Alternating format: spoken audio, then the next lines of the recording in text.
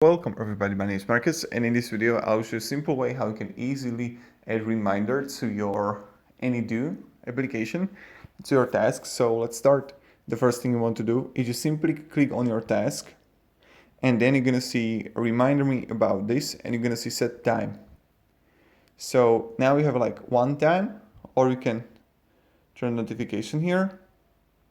You can repeat that, or you can have it as location. So later today, this evening, someday, or like we can go this evening, today at 8, or you can change the time here, or you can repeat that, right? So you can have it weekly, monthly, yearly, and we can go daily, for example.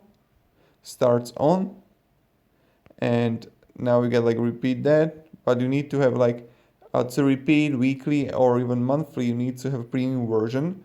So that's pretty much it. And yeah, thank you very much everybody for watching. If you have any questions, guys, ask me down in the comments, but this is how you can simply add a reminder in Any.do. Click save. So yeah, have a great day and goodbye.